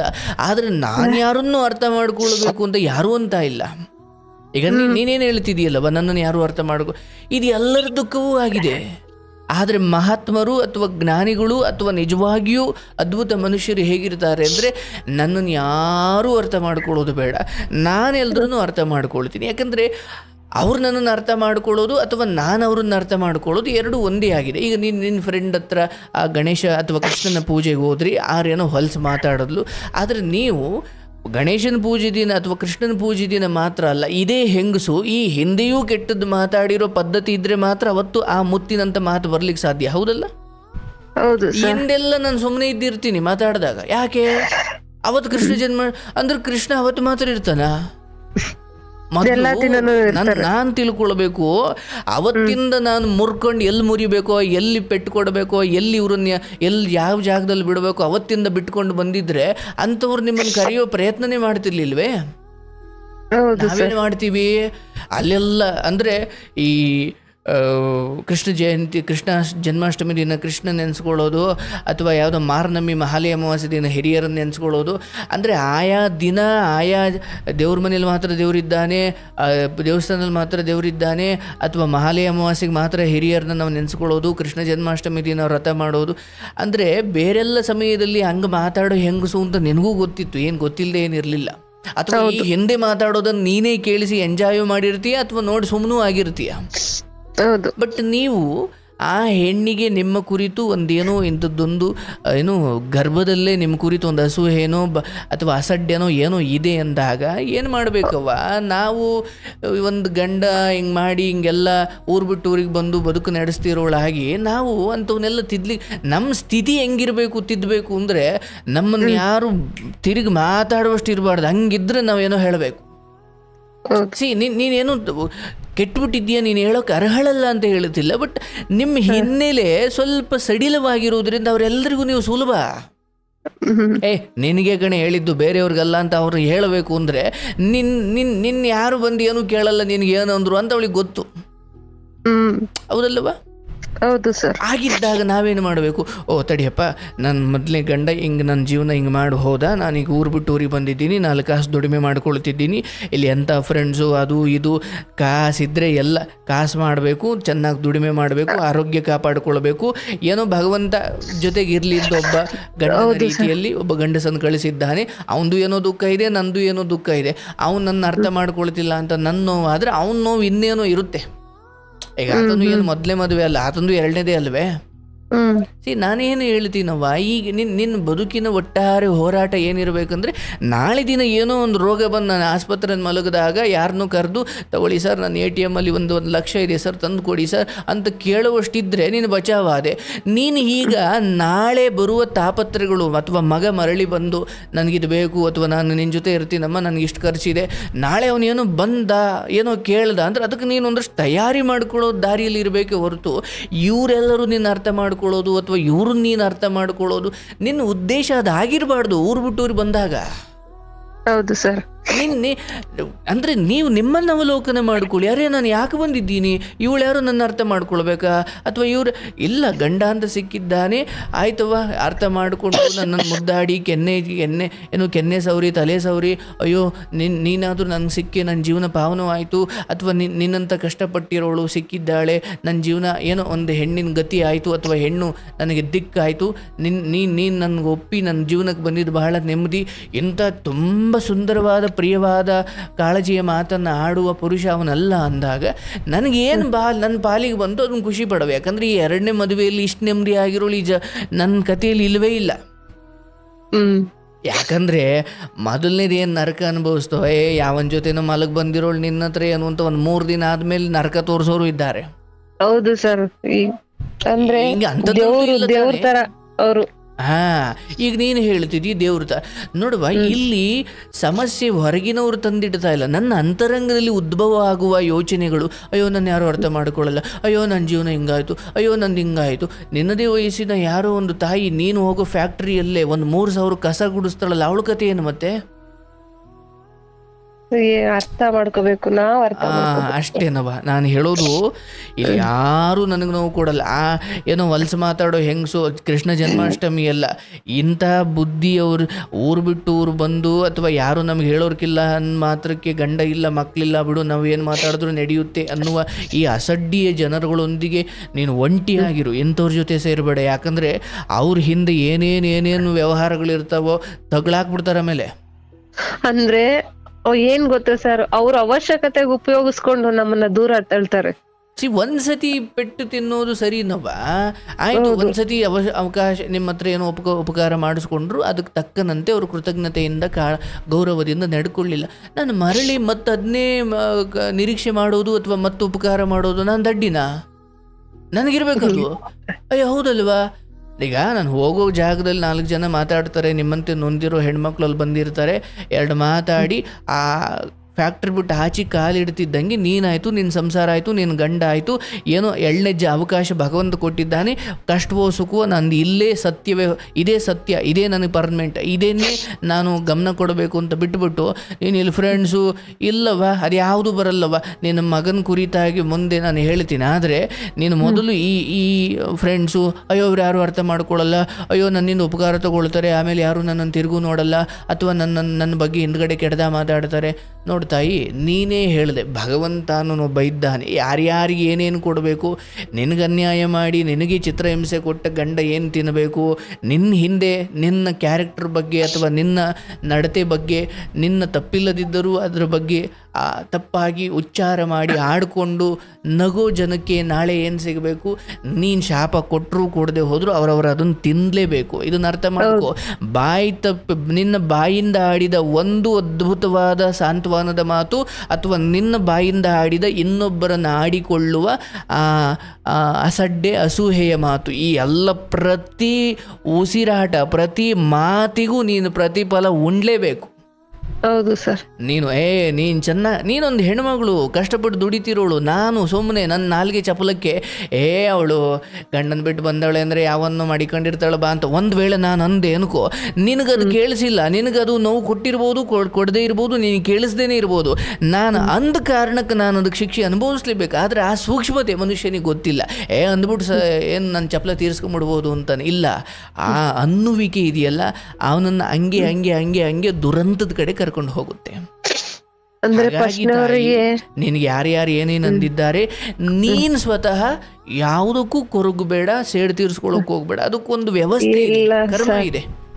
ನಾನಂದ್ರೆ ಸರ್ ಒಂದೊಂದು ಮಾತು ಹೇಳ್ತೀನಿ, ನಾನು ಒಬ್ರಿಗೆ ಕೇಳದ್ ಬಯಸೋದೇ ಆಗ್ಲಿ, ಒಬ್ರು ಕೆಟ್ಟದ್ ಬಯಸೋದೇ ಆಗ್ಲಿ, ಇಲ್ಲ, ನನ್ಗ ಆ ಮನ್ಸೇ ಇಲ್ಲ ಸರ್. ಅವ್ರು ಚೆನ್ನಾಗಿದ್ದಾರಲ್ಲ, ಇವ್ರು ಚೆನ್ನಾಗಿದ್ದಾರಲ್ಲ, ಅದು ನನಗೆ ಇಲ್ವೇ ಇಲ್ಲ ಅಲ್ಲವಾ? ಇನ್ನೊಬ್ರಿಗೆ ಕೇಡು ಬಯಸ್ತೇ ಇರೋದು ಎಷ್ಟು ಒಳ್ಳೆ ಗುಣವೋ ಹಾಗೆ ಕೇಡು ಬಯಸುವ ಜನರ ಸಂಘ ಮಾಡೋದು ಅಷ್ಟೇ ದುರ್ಬುದ್ಧಿ ಅಲ್ವೇ? ಇಲ್ಲ ಸರ್, ಬೆಂಕಿ ನಾನು ಮುಟ್ಲಿಲ್ಲ, ಆದರೆ ಬೆಂಕಿ ಯಾರೋ ನನ್ನ ಮೇಲೆ ಎರಚಿದ್ರು ಸರ್ ಅಂದ್ರೆ ನೀನೇ ಮುಟ್ಟಿದ್ರು ಅಥವಾ ಯಾರೋ ದೂಕಿದ್ರು, ಬೆಂಕಿ ತನ್ನ ಗುಣವನ್ನು ಪ್ರಕಟಿಸುತ್ತೆ. ಹೌದಲ್ಲವಾ? ಹೌದು ಸರ್. ಅರ್ಥಾತ್ ನಾನು ಅವ್ರಿಗೆ ಅನ್ಯಾಯ ಮಾಡಲ್ಲ ಸರ್, ಬಟ್ ಅವರೆಲ್ಲ ಅನ್ಯಾಯ ಬುದ್ಧಿಯವರು ಸರ್. ಇದಕ್ಕೆ ವ್ಯತ್ಯಾಸ ಏನಿದೆ? ಮತ್ತೆ ಮನುಷ್ಯರ ಮೇಲೆ ನಂಬಿಕೆನೇ ಹೊಂಟೋಗ್ಬಿಟ್ಟಿದೆ ಸರ್. ನನ್ ಪ್ರಪಂಚದಲ್ಲಿ ಏನಿದ್ರು ಬರೀ ದೇವ್ರನ್ನ ಜ್ಞಾನ ಮಾಡೋದ್ ಬಿಟ್ರೆ ನನ್ಗೆ ಮನುಷ್ಯರ ಮೇಲೆ ನಂಬಿಕೆನೇ ಸತ್ತೋಗೈತೆ ನನ್ ಮನ್ಸಲ್ಲಿ. ಆಗ್ಲವಾ? ಆದ್ರೆ ಒಂದು ತಿಳುಕು, ಮನುಷ್ಯ ಸ್ವಯಂ ದೇವರ ಅಂಶವೇ ಆಗಿದ್ದಾನೆ. ಆದರೆ ಎಲ್ಲರಲ್ಲೂ ದೈವಿ ಗುಣ ರಾಕ್ಷಸ ಗುಣ ಅನ್ನೋದು ಬೇರೆ ಬೇರೆ ಒಬ್ಬರಲ್ಲಿ ದೈವಿ ಗುಣ ಹೆಚ್ಚಿರುತ್ತೆ, ಒಬ್ಬರಲ್ಲಿ ರಾಕ್ಷಸ ಗುಣ ಹೆಚ್ಚಿರುತ್ತೆ ಅಲ್ವಾ? ಡೆವಿಲ್ ಆ್ಯಂಡ್ ಗಾಡ್ ಅಂದರೆ ದೇವರು ದೆವ್ವ. ಈ ಎರಡೂ ಬುದ್ಧಿ ಮನುಷ್ಯರಲ್ಲಿ ಕೆಲವೊಬ್ಬರಲ್ಲಿ ಸಮ ಇರುತ್ತೆ. ಅರ್ಧ ಒಳ್ಳೆಯವರು, ಅರ್ಧ ಕೆಟ್ಟವರು. ಇನ್ನು ಕೆಲವು ಜನ ಮುಕ್ಕಾಲು ಭಾಗ ಒಳ್ಳೆಯವರು, ಕಾಲು ಭಾಗ ಕೆಟ್ಟವರು. ಅಂದರೆ ಒಳಿತು ಕೆಡುಕುಗಳ ಮಿಶ್ರಣ ಮನುಷ್ಯನದಿದ್ದೇ ಇದೆ. ಯಾಕಂದರೆ ಈಗ ನೀನಾದರೂ ಅಷ್ಟೇನವ, ನನಗೆ ನೀನು ಸರಿ ಇರ್ಬೋದು, ಇನ್ಯಾರ್ದೋ ಜೀವನದಲ್ಲಿ ನೀನು ವಿಲನ್ನು, ಇನ್ಯಾರೋ ನಿನ್ನ ಜೀವನದಲ್ಲಿ ವಿಲನ್ ಇರ್ಬೋದು, ಇನ್ಯಾರ್ದೋ ಜೀವನದಲ್ಲಿ ಅವಳು ಹೀರೋ. ನಾನು ಹೇಳೋದು ಮನುಷ್ಯನಿಗೆ ಆಗ್ಬೇಕು. ಇವತ್ತು ನಿನ್ನ ಗಂಡ, ಎರಡನೇ ಗಂಡ ಏನೋ ಆಗಿದ್ದಾರೆ, ಅವರು ಮನುಷ್ಯರೇ ಅಲ್ವೇ? ಅವರು ನಿಮ್ಮನ್ನ ಗೌರವಾನ್ವಿತವಾಗಿ ಅವ್ರಿಗೆ ಯೋಗ್ಯತೆ ಇದ್ದಷ್ಟು ನೋಡ್ಕೊಳ್ತಾವ್ರೆ. ಹೌದಲ್ಲವಾ? ಹೌದು ಸರ್. ಅವರು ಮನುಷ್ಯರೇ, ಮನುಷ್ಯರ ಮೇಲೆ ನಂಬಿಕೆನೇ ಇಲ್ಲ. ನೀನ್ ಸತ್ತಾಗಿ ಎತ್ಕೊಂಡು ಹೋಗ್ಲಿಕ್ಕೆ ಮನುಷ್ಯರು ಬೇಕು. ನಾನು ನೋವು ಏನಂದ್ರೆ ಸರ್, ಇದ್ದೊಬ್ಬ ಮಗುನು ನನ್ನ ಹತ್ರ ಇರಕ್ ಬಿಡ್ಲಿಲ್ವಲ್ಲ ಅನ್ನೋದೊಂದು ಕೊರಗು ಮನ್ಸಲ್ಲಿ ಉಳ್ದಿದೆ. ಆಯ್ತು, ಆದ್ರೆ ಅವ್ರು ಮಾಡಿರ ನನ್ಗೆ ತಾಯಿ ಮಗುನ ದೂರ ಮಾಡಿದ್ದು ಹಿಂಸೆನು ಆ ಪ್ರತಿಫಲನೂ ಉಂಡಿದ್ದಾರಲ್ಲೇ ಬಿಡಿ. ಅವ್ರಿಗಲ್ಲೇ ಸೋಕ್ ಹೊಡ್ದು ನನ್ಗೆ ಯಾವ ತರ ಹಿಂಸೆ ಕೊಟ್ಟಿದ್ರು ಭಗವಂತನು ಅದೇ ತರ ಚಿತ್ರ ಹಿಂಸೆ ಕೊಟ್ಟಿದ್ದಾನೆ. ಆದ್ರೆ ನನ್ಗೆ ಅವ್ರಿಗೆ ಕೊಡ್ಲಿ ಅಂತ ನಾನು ಅನ್ನಲ್ಲ ಸರ್. ಯಾಕೆ ಅವ್ರು ಚೆನ್ನಾಗಿರ್ಲಿ, ಯಾಕೆಂದ್ರೆ ಅವ್ರು ಲೈಫ್ ಅಲ್ಲಿ ನಾನು ಇರೋ ಯೋಗ್ಯತೆ ನನ್ಗೆ ಇರ್ಲಿಲ್ವೇನೋ. ಇಲ್ಲ, ಅವ್ರೆಲ್ಲೇ ಇರ್ಲಿ, ಚೆನ್ನಾಗಿರ್ಲಿ.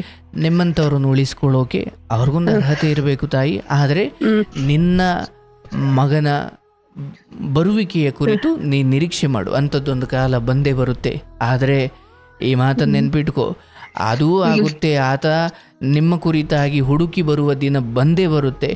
ನೀವು ಈ ಮಾನಸಿಕ ತೊಳಲಾಟವನ್ನು ಮೊದಲು ಬಿಡಬೇಕು. ನನಗೆ ಯಾರು ಭಾವನೆ ಅರ್ಥ ಮಾಡ್ಕೊಳ್ಳಿ, ಇಲ್ಲ ತಾಯಿ, ಎಲ್ಲಿವರೆಗೂ ನಾನು ಇನ್ನೊಬ್ಬರನ್ನು ಅರ್ಥ ಮಾಡ್ಕೊಳ್ಳೋಕೆ ನಾನು ಈ ಜಗತ್ತಲ್ಲಿ ಮನುಷ್ಯ ಅನ್ಸ್ಕೊಳ್ಳೋದು, ನನಗೇನೂ ಸಿಗಲಿಲ್ಲ, ನನಗೇನೂ ಆಗಲಿಲ್ಲ, ನನಗೆ ಯಾರೋ ಇದನ್ನು ಕೊಡಲಿಲ್ಲ, ನನ್ನ ಯಾರೋ ಅರ್ಥ ಮಾಡ್ಕೊಳ್ಳಿಲ್ಲ, ಇದಾದರೆ ಈ ಏನು ಸತ್ತ ಮೇಲೆ ಈ ಹುಣಸೆ ಮರದಲ್ಲಿ ಓಡಾಡೋ ಅತೃಪ್ತ ಆತ್ಮಗಳಿಗೂ ಬದುಕಿ ನನ್ನನ್ನು ಯಾರೂ ಅರ್ಥ ಮಾಡ್ಕೊಳ್ತಿಲ್ಲ ಅಂತ ಓಡಾಡೋ ಏನು ವ್ಯತ್ಯಾಸ ಏನಿಲ್ಲ. ನಾನು ಹೇಳ್ತೀನಿ, ಇರುವ ಜೀವನಕ್ಕೆ ಸದಾ ಗಂಧಕಡ್ಡಿ ಹಚ್ಚಿ ಪೂಜೆ ಮಾಡು.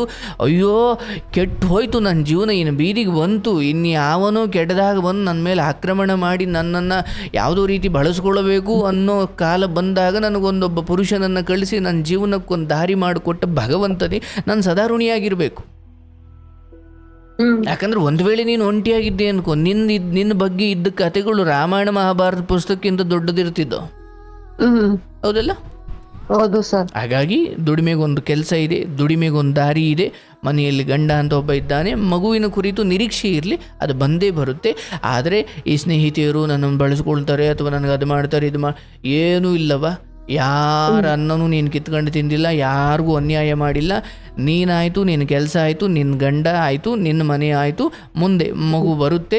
ಅದು ನಾಳೆ ದಿನ ಮಗು ಬರುತ್ತೆ, ಮತ್ತು ಮುಂದೆಯೂ ಕಾಯಿಲೆ ಕಸಾನೆಗಳು ಮನುಷ್ಯ ಅಂದಮೇಲೆ ಬಂದೇ ಬರ್ತವೆ. 4 ಕಾಸು ಆಪತ್ತು ಕಾಲಕ್ಕೆ ಅಂತ ಕೂಡಿಟ್ಕೊಳ್ಳೋ ಕಡೆ ನಮ್ಮ ಗಮನ. ಚೆನ್ನಾಗಿದ್ದ ಕಾಲದಲ್ಲಿ ನಾವು ಅದನ್ನು ಚೆನ್ನಾಗಿ ಮಾಡಬೇಕವ. ಆದರೆ ಈ ಸ್ನೇಹಿತೆಯರು ಇವರು ಅವ್ರ ವರ್ತನೆಯನ್ನು ನೀನು ನಿರ್ಧಾರ ಮಾಡಲಿಕ್ಕಾಗಲ್ಲ. ಅವರು ಬರಲಿ, ನಾನು ಅವ್ರಿಗೆ ಬುದ್ಧಿ ಹೇಳ್ತೀನಿ, ಬಟ್ ಇಲ್ಲಿ ಕೂತ್ಕೊಂಡು ನಾನು ಅವ್ರನ್ನ ಬೈಲಿಕ್ಕಾಗಲ್ಲ. ನೀನು ಹೆಂಗಿರ್ಬೋದು ಅಂತ ಹೇಳಬಲ್ಲೆ ಅಷ್ಟೇ. ಹೌದು ಅವ್ರು ಹಂಗೆ ಮಾಡಬಾರ್ದಿತ್ತು, ಅವಳು ಹಂಗಂದ್ಲು, ಹಂಗನಬಾರ್ದಿತ್ತು ಅಂತ ನಾನು ಇಲ್ಲಿ ಕೂತ್ಕೊಂಡು ಅವಳು ಬೈದರೆ ಅದೇನು ಪ್ರಯೋಜನ? ಅವಳು ಬರಲಿ, ಯಾಕೆ ಹಿಂಗಂದೆ ಅನ್ನೊಂದಿರೋ ಹೆಣ್ಮಗಳು ಅವಳು ಕುರಿತು ಯಾಕೆ ನೀನು ಅಪಪ್ರಚಾರ ಮಾಡ್ತಿ, ಅಥವಾ ಯಾಕೆ ನೀನು ನಾಲ್ಗೆ ಚಪ್ಪಲಕ್ಕೆ ಹಿಂಗೆ ಮಾತಾಡಿ ಆಕೆಗೆ ದುಃಖ ಕೊಟ್ಟು ನೀನು ಪಾಪ ಕಟ್ಕೊಳ್ತಿ? ನಾನು ಆಕೆಗೆ ಹೇಳ್ತೀನಿ, ನಿನ್ನ ಹತ್ರ ನಾನು ಅವಳನ್ನು ಬೈದ್ರೆ ನಿನಗೊಂಚೂರು ಸಮಾಧಾನ ಆಗ್ಬೋದು, ಬಟ್ ನನ್ನ ದೃಷ್ಟಿಯಲ್ಲಿ ಅದು ಪರಿಹಾರ ಅಲ್ವೇ ಅಲ್ಲ. ಅಂಥವ್ರು ಸವಾಸಕ್ಕೆ ಹೋಗಿದ್ದು ನನ್ನ ತಪ್ಪು. ಮತ್ತು ಆ ಕೃಷ್ಣ ಜನ್ಮಾಷ್ಟಮಿ ದಿನ ಮಾತ್ರ ಅಲ್ಲ, ಸಾಮಾನ್ಯ ನಾರ್ಮಲ್ ಡೇಯಲ್ಲೂ ತುಂಬ ಕೆಟ್ಟ ಶಬ್ದ ಬಳಸುವ, ತುಂಬ ಅಸಂಬದ್ಧ ಅಶ್ಲೀಲವಾಗಿ ಮಾತಾಡುವ ಇವರ ಬುದ್ಧಿ ಇದೆಯಲ್ಲ, ಎಲ್ಲೋ ಒಂದು ಕಡೆ ನಿಮ್ಮನ್ನು ನೀರಿಗೆ ತೆಳ್ಳೋ ಬುದ್ಧಿನೇ ಆಗಿರುತ್ತೆ. ಈಗ ಆರಂಭದಲ್ಲೇ ಕಂಡು ಬಂದಾಗ ಎಷ್ಟು ಬೇಕೋ ಅಷ್ಟರಲ್ಲಿ ಇಟ್ಕೊಂಡಿರ್ಬೇಕದನ್ನ. ನಾನು ಆದಷ್ಟು ಅವ್ರನ್ನ ದೂರನೇ ಇಟ್ಟಿದ್ದೆ ಸರ್. ಅಂದ್ರೆ ಯಾರದೇ ಜೊತೆ ಚೆನ್ನಾಗಿದ್ರು ಸಹಿಸ್ತಿರ್ಲಿಲ್ಲ, ಒಂಚೂರು ಚೆನ್ನಾಗ್ ಫ್ಯಾಕ್ಟ್ರಿಗೆ ಹೋದ್ರು ಸಹಿಸ್ತಿರ್ಲಿಲ್ಲ, ಏನೋ ಒಂಥರ ಮಾತಾಡೋದು. ಅದಕ್ಕೆ ನಂಗೆ ಬೇಡ ಅಂತ ದೂರ ಇಟ್ಟಿದ್ದೆ. ಅಲ್ಲಿ ಹೋಗೋದು ಕೆಲಸ ಮಾಡ್ಲಿಕ್ಕೆ, ಟೈಲರಿಂಗ್ ಮಾಡ್ಲಿಕ್ಕೆ, ಆ ದಣಿ ಯಾರು ಬಾಸ್ ಅನ್ನೋರು ಅಥವಾ ಓನರ್ ನಮಗೆ ಸಂಬಳ ಕೊಡ್ತಾರೆ, ನೀನು ಅದನ್ನು ಮಾಡಲಿಕ್ಕೆ. ನನ್ನ ಕುರಿತು ಇಲ್ಲಿ ಯಾರ್ಯಾರು ಏನೇನು ಅಂದ್ಕೊಳ್ತಾವ್ರೆ ಅನ್ನೋ ಈ ದುರ್ಬುದ್ಧಿ ಮೊದಲು ಬಿಡಬೇಕು. ನಮಗೆ ತುಂಬ ಸರಿ ಇದೊಂದು ಕೆಟ್ಟ ಬುದ್ಧಿ ಇರುತ್ತೆ. ನಮಗೆ ಯಾರೇನು ಅಂದ್ಕೊಳ್ಳೋದು, ಒಳ್ಳೇದು ಮಾತಾಡಿದ್ರು ಅಹಂಕಾರ ಬಂದ್ಬಿಡುತ್ತೆ, ಕೆಟ್ಟದ್ದು ಮಾತಾಡಿದ್ರಂತೂ ಪಾತಾಳಕ್ಕೆ ಹೋಗ್ಬಿಡ್ತೀರ. ಬೇಡ, ಸುಮ್ಮನೆ ಹೋಗ್ಬೇಕು, ರಾಜಗಂಭೀರ್ಯ ಮದಗಜ ಹೋದಂಗೆ ನಿಮ್ಮ ದಾರಿಲಿ ಹೋಗ್ಬೇಕು, ಕೆಲಸ ಮಾಡಬೇಕು, ಬರಬೇಕು. ಇದ್ರ ಅವಳಂಗಿರ್ಬೇಕಪ್ಪ. ನಿಮ್ಮ ಬಗ್ಗೆ ಏನೇ ಷಡ್ಯಂತರ ಮಾಡಿದ್ರು ಕೆಲಸ ಮಾಡೋಳು ನೀವು, ಸಂಬಳ ಕೊಡೋರು ಅವರು. ಇವ್ರನ್ನೆಲ್ಲ ತುಂಬ ಬಕೆಟ್ ಹಿಡಿದು ಇವ್ರನ್ನೆಲ್ಲ ತುಂಬ ಹತ್ರಕ್ಕೆ ತಗೊಂಡು ಆಗ್ಬೇಕಾದ್ದೇನೂ ಇಲ್ಲ. ಅವು ನಿಮ್ಮ ಒಳ್ಳೆತನ ನೋಡಿ ಹತ್ರ ಬಂದ್ರೆ ಅದರಿಂದ ಮಾತ್ರ ಅವು ಶಾಶ್ವತ ಉಳ್ಕೊಳ್ತವೆ ಹೊರತು, ಅಯ್ಯೋ ನನಗೆ ಊಟದ ಟೈಮಲ್ಲಿ ಯಾರೋ ಮಾತಾಡೋಕ್ಕೆ ಏನೋ ಸಿಕ್ಬಿಟ್ರು, ಏನೇನೋ ಮಾತಾಡ್ಕೊಂಡು ಕೂತ್ಕೊಂಡ್ಬಿಟ್ಟೆ. ಗಾರ್ಮೆಂಟ್ಸ್ಗೆ ಹೋಗೋ ಎಷ್ಟು ಹೆಣ್ಮಕ್ಳು ಹಾಳಾಗಿದ್ದೇ ಇದರಿಂದ. ಮನೇಲೆ 1000 ಆಸ್ಕೋ ಒತ್ಕೋ ಅನ್ನೋಷ್ಟು ಇರ್ತವೆ. ಇವ್ರು ಇಲ್ಲಿ ಬೇರೆ ಹೋಗಿ ನಿಂದೆ ಕಷ್ಟ ಕೇಳಬಾರ್ದು ಇನ್ನೊಂದು ಹೆಣ್ಮಕ್ಳದ ಅಂತ ಅಲ್ಲ, ಬಟ್ ಹೇಳೋರೆಲ್ಲ ಅಥವಾ ನಿಮ್ಮ ಹತ್ರ ಬರೋರೆಲ್ಲ ನಿಮ್ಮ ಸ್ನೇಹಕ್ಕಾಗಿ ಬರ್ತಾರೆ ಅಂತೇನಿಲ್ಲ. ಪಾಪ ಅವ್ರವ್ರ ದುರ್ಬುದ್ಧಿಗಳು ಏನೇನೋ ಇರ್ತವೆ. ಹಾಗಾಗಿ ಯಾರು ನಿನಗೆ ಅನ್ಯಾಯ ಮಾಡಿಲ್ಲ, ಯಾರು ನಿನಗೇನು ತೊಂದರೆ ಕೊಟ್ಟಿಲ್ಲ, ಅಥವಾ ನಿನ್ನ ಬಗ್ಗೆ ಯಾರೇನು ಒಳ್ಳೆ ಅಭಿಪ್ರಾಯ ಇಟ್ಕೊಳ್ಳಿ ಕೆಟ್ಟ ಅಭಿಪ್ರಾಯ ಇಟ್ಕೊಳ್ಳಿ, ನಿನ್ನ ನೆಮ್ಮದಿ ನಿನ್ನಲ್ಲೇ ಇದೆ. ಓಕೆ, ನನಗೊಂದೊಳ್ಳೆ ಸೆಕೆಂಡ್ ಜೀವನ ಸಿಕ್ಕಿದೆ, ಅಥವಾ ಎರಡನೇ ಮದುವೆ ಆಗಿ ಎಷ್ಟು ಹೆಣ್ಣು ಮಕ್ಕಳಿಗೆ ಸಿಗದೆ ಇರೋದು ನನಗೆ ಸಿಕ್ಕಿದೆ. ಆ ಗಂಡ ಅವನದೇನೋ ನೋವಿರೋದು, ನಾನು ಆಸೆ ಪಟ್ಟಂಗೆ ಮೊದಲನೇವನೇ ಇಲ್ಲ ಅಂದರೆ ಎರಡನೇವನಿಂದ ನಾನು ಏನು ಬಯಸ್ಬೋದವ, ಹಂಗೂ ಸ್ವಲ್ಪ ಸಿಕ್ತು ಅಂದರೆ ಅದು ಬೋನಸ್ಸು ಅಲ್ವಾ? ಹೌದು ಸರ್. ಹಾಗಾಗಿ ಏನೂ ಇಲ್ಲ ಅನ್ನೋದಕ್ಕಿಂತ ಇಷ್ಟ ಆದ್ರೂ ಇದೆಯಲ್ಲ ಅನ್ನುವ ನಾನು ಅದೇ ಸರ್ ಅರ್ಥ ಮಾಡ್ಕೊಂತ ಇರೋದು. ನನ್ಗಿಂತ ಕೆಳಮಟ್ಟದಾಗಿರೋರು ಹಿಂಗೋ ಇದಾರೆ, ಪಾಪ ನನ್ಗೆ ಇಷ್ಟ ಆದ್ರೂ ಒಂದು ಜೀವನ ಸಿಕ್ಕಿದೆಯಲ್ಲ, ಈ ಸಿಕ್ಕಿರೋದ್ರಲ್ಲೇ ತೃಪ್ತಿ ಪಡೋಣ ಅನ್ಕೊಂಡು ಸಮಾಧಾನ ಮಾಡು, ಮಗ ಬಂದೇ ಬರ್ತಾನೆ ಅಂತದ್ದೊಂದು ಸಮಯ ಬರುತ್ತೆ. ಅದಕ್ಕೆ ನಾನು ಆ ಮಧ್ಯೆ ಉಚ್ಚಾರ ಮಾಡಿದೆ, ನಿನಗೆ ನೋವು ಕೊಟ್ಟವರು ನಿನ್ನ ಕುರಿತು ಏನೇನೋ ಮಾತಾಡಿದ್ರು, ಕಾಲಕ್ಕೆ ಏನೇನು ಅನುಭವಿಸ್ಬೇಕು ಅದು ಈಗೂ ಆಗಿದೆ, ಮುಂದೆಯೂ ಆಗುತ್ತೆ. ಅದು ನನ್ನ ಆರೈಕೆ ಏನಲ್ಲ, ಅದು ಕರ್ಮದ ವಿಧಿ ಇರೋದೇ ಹಾಗೆ. ಹಾಗಾಗಿ ನಾನು ಇನ್ನೊಬ್ಬರ ಬಗ್ಗೆ ಅವ್ರು ಬಂದು ನನ್ನ ನಗಿಸ್ಲಿ, ಅವ್ರು ಬಂದು ನನಗೆ ಊಟ ಆಯ್ತಾ ತಿಂಡಿ ಆಯ್ತಾ ಕೇಳಲಿ, ಅಥವಾ ಅವ್ರು ಬಂದು ನನಗೇನು ದುಃಖ ಅಂತ ಕೇಳಿ, ಯಾರು ಕೇಳೋದು ಬೇಡ, ಯಾರು ನಿನ್ನ ಕಣ್ಣೀರು ಒರೆಸೋದು ಬೇಡ. ನಂಬಿರೋ ಭಗವಂತ ಇದ್ದಾನೆ, ಅವನೇ ಏನು ಸ್ಮಶಾನಕ್ಕೆ ಕಳಿಸಿದ್ರು, ತಾಯಿ ಗರ್ಭಕ್ಕೆ ಹಾಕಿದ್ರು, ಅಂದರೆ ಒಟ್ಟು ಕೊಡೋದು ಅವನೇ, ಸಾವು ಕೊಡೋದು ಅವನೇ. ಈ ಮಧ್ಯದಲ್ಲಿ ಅವನನ್ನು ಮರೆತು ಬದುಕಬಾರ್ದು. ಈ ಜನರಲ್ಲಿ ನಾವು ಏನು ಅವಳಲ್ಲಿ ಏನು ಒಳ್ಳೇದಿದೆ, ಇವನಲ್ಲಿ ಏನು ಒಳ್ಳೇದಿದೆ, ಒಳ್ಳೇದು ನೋಡಿದ್ರೆ ನೀನು ಒಳ್ಳೆಯವಳಾಗಿ ಬದುಕ್ತೀಯ. ನನಗೆ ಇವಳು ಮಾತಾಡಿಸ್ಲಿಲ್ಲ, ಇವಳು ಹಿಂಗಂದ್ಲು, ಇವಳು ಹಂಗಂದ್ಲು, ಇವಳು ಹಂಗಂದ್ಲು, ಈ ಬರೀ ಕೆಸರೇ ಕೆಸರನ್ನೇ ನೋಡ್ಕೊಂಡು ಓಡಾಡಿದ್ರೆ ನಾನು ಕೆಸರೇ ಆಯ್ತೀನಿ. ಒಂದು ನೋಡಿದ್ರೆ ಒಳ್ಳೇದು ನೋಡು, ಒಳ್ಳೆ ರೀತಿಯಲ್ಲಿ, ಓ ಇವಳು ಏನೋ ಕೆಟ್ಟದ್ದು ಮಾತಾಡಿರ್ಬೋದು, ಬಟ್ ಈ ವಿಚಾರದಲ್ಲಿ ಇವಳು ಒಳ್ಳೆಯಲ್ಲಪ್ಪ, ಇವಳು ಇಲ್ಲಿ ಈ ಒಳ್ಳೆ ನೋಡಿದ್ರೆ ಹಿಂಗೆ ನೋಡು, ಇಲ್ವಾ ಹಂಗೆ ವಿಭಾಗಿಸಿ ಒಳ್ಳೇದು ಮಾತ್ರ ತಗೊಳ್ಳುವಷ್ಟು ಶಕ್ತಿ ಇಲ್ವಾ? ಯಾರ ಹತ್ರಕ್ಕೂ ಮಾತಾಡ್ಸೋಕ್ಕೂ ಹೋಗ್ಬೇಡ. ಅವ್ರು ಬಂದು ಮಾತಾಡ್ಸಿದ್ರೆ ಏನವ ಚೆನ್ನಾಗಿದೆಯಾ, ತಿಂಡಿ ಏನಾಯಿತು, ಓ ನಿಮ್ಮ ಮಕ್ಕಳು ಸ್ಕೂಲ್ಗೆ ಹೋದ್ರೆ ಒಳ್ಳೇದು, ಅಷ್ಟೇ ಮುಗಿಸ್ಬಿಡೋದು. ಹಾಗಾಗಿ ಸ್ವಲ್ಪ ಮುತುವರ್ಜಿಯಿಂದ ಜೀವನ 4 ಕಾಸು ದುಡ್ಕೊಂಡು ದುಡಿಮೆ ಮಾಡಿಕೊಂಡು ಸೇವಿಂಗ್ಸ್ ಮಾಡ್ಕೊಂಡು ಬದುಕವ, ಎಲ್ಲ ಒಳ್ಳೇದಾಗುತ್ತೆ. ದೇವ್ರು ಒಳ್ಳೇದು ಮಾಡಲಿ. ಪಾಪ ಕಷ್ಟಪಟ್ಟಿದ್ದೀಯ ತಾಯಿ ಕುರಿತಾಗಿ ಅಥವಾ ಎರಡನೇ ಅತ್ತೆ ಕುರಿತಾಗಿ ಎಲ್ಲ ಕರ್ತವ್ಯ ಮಾಡಿದೀಯವ, ನಿನ್ನ ಕಡೆಗಾಲ ಕೂಡ ನೆಮ್ಮದಿಯಾಗಿರುತ್ತೆ. ಮಾತು ಬರೆದಿಟ್ಕೊ, ಒಳ್ಳೇದಾಗುತ್ತೆ ನಿನಗೆ. ಇಲ್ಲ ಸರ್, ನಾನ್ ತಿಳಿದಿರೋ ಮಟ್ಟಿಗೆ ನನ್ನ ತಾಯಿ ಬೇರೆ ಅಲ್ಲ, ನಮ್ಮ ಅತ್ತೆ ಬೇರೆ ಅಲ್ಲ ಅಂತ ನಾನು ನೋಡ್ಕೊಂಡೆ ಸರ್. ಅಷ್ಟೇ, ಅದು ನಿನ್ನನ್ನು ಕಾಯುತ್ತೆ, ಅದು ನಿನ್ನನ್ನು ಕಾಪಾಡುತ್ತೆ. ಹಾಗಾಗಿ ಇವ್ರು ಯಾರ ಕುರಿತು ಇನ್ನು ಮುಂದೆ ಕಾಮೆಂಟ್ ಹಾಕಲೇಬಾರ್ದು. ಅವ್ರು ಬರಲಿಲ್ಲ, ನಿನ್ನ ಹತ್ರ ದುಡ್ಡಿದೆ ಅಂತ ತೋರಿಸ್ಕೊಳ್ಳೋಕೆ ಹೋಗ್ಬೇಡ, ಯಾವಾಗಲೂ ನಷ್ಟದಲ್ಲಿದ್ದೀನಿ ಅಂತಲೇ ಹೇಳಬೇಕು. ಹಂಗೂ ಯಾರಿಗೂ ಏನೋ ಕೊಡಲೇಬೇಕು ಅಂತ ನಿನಗೆ ಅನಿಸಿದ್ರೆ ಸದ್ದಿಲ್ದಂಗೆ ಕೊಟ್ಬಿಟ್ಟು ಯಾರಿಗೂ ಹೇಳ್ಬೇಡ, ಕಣೆ ತಗೊಳ್ಳಿ ಎಷ್ಟು ಅಂತ ಸುಮ್ಮನೆ ಇರಬೇಕೆ ಹೊರತು, ನನ್ನ ಹತ್ರ ಇದೆ ಅಂದಾಗ ಅವ್ರು ಕೇಳ್ತಾರೆ. ಅವಾಗ ಏನಾಗ್ಬಿಡುತ್ತೆ, ಅವ್ರು ವಾಪಸ್ ಕೊಡೋದಿಲ್ಲ, ಅಥವಾ ಸಹಾಯ ತಗೊಂಡವರು ನಾಳೆ. ಎಷ್ಟೋ ಜನ ಆತರ ಮೋಸ ಮಾಡಿದ್ದಾರೆ ಸರ್, ಕಷ್ಟ ಅಂತ ಇಸ್ಕೊಂಡಿದ್ದಾರೆ, ಆದ್ರೆ ವಾಪಸ್ ಕೊಟ್ಟಿಲ್ಲ. ನಾನೇ ಸುಮ್ನೆ ಆಗ್ಬಿಟ್ಟಿದೀನಿ, ಹೋಗ್ಲಿ ಬಿಡು. ಆಯ್ತು, ಸ್ವಲ್ಪ ನಿನ್ನಲ್ಲಿ ಒಂದಷ್ಟು ಪರಿವರ್ತನೆ ಮಾಡ್ಕೊಳ್ಬೇಕು. ಆ ಕೊರ್ಗೋದು ಬಿಟ್ಬಿಡು. ಬದುಕಿದ್ದೀಯೇ, ಐಸುವಿನಲ್ಲಿ ಇಲ್ಲ, ಅಷ್ಟೋ ಜೀವನ ಚೆನ್ನಾಗಿಟ್ಟಿದ್ದಾನೆ, ಇಷ್ಟಾದ್ರೂ ಚೆನ್ನಾಗಿಟ್ಟಿದೆಯಲ್ಲಪ್ಪ. ನಾಳೆ ಯಾರು ಬಲ್ಲರು, ನಾಳೆ ಬದುಕಿರ್ತೀವೋ ಇಲ್ವೋ ಗೊತ್ತಿಲ್ಲ. ಹಾಗಾಗಿ ಅಯ್ಯೋ ನಂಗೆ ಯಾರು ಇದು ಮಾಡಲಿಲ್ಲ ಅದು ಮಾಡಲಿಲ್ಲ ಹಂಗೇನಿಲ್ವ.